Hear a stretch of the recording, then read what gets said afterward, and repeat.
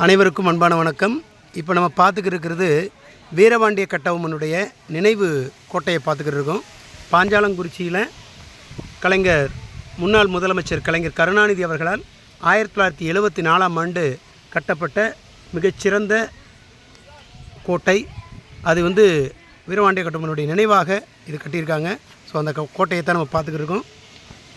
புது கட்டட வேலைப்பாடுகளுடன் 1974இல் இந்த கட்டடமானது உருவாக்கப்பட்டது. இது இன்றைக்கு சுற்றுலா தலமாக விளங்கி கொண்டிருக்கிறது. ஸோ இதுக்கு எதிர்த்தே பார்த்தீங்க அப்படின்னா வீரபாண்டிய கட்டபொம்மனுடைய அந்த பழைய கோட்டையினுடைய பேஸ்மெண்ட்டு மட்டும் இருக்கும்.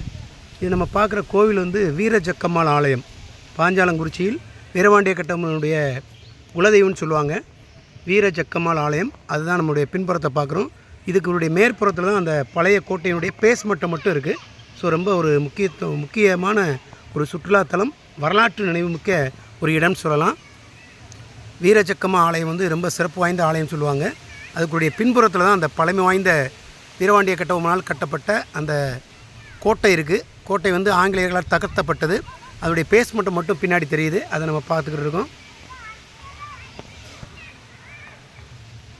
ஸோ சுற்றுலாத்தலமாக வரலாற்று மிக்க இடமாக இது விளங்கி கொண்டிருக்கிறது. இது நம்ம ஏற்கனவே பார்த்த அந்த புதிய கோட்டை பாஞ்சாலங்குறிச்சியில் நல்ல அருமையான ஒரு கட்டட வேலைப்பாடுடன் புதிய கோட்டையானது வீரபாண்டிய கட்டபொம்மனுடைய நினைவு மண்டபமாக விளங்கி கொண்டிருக்கிறது.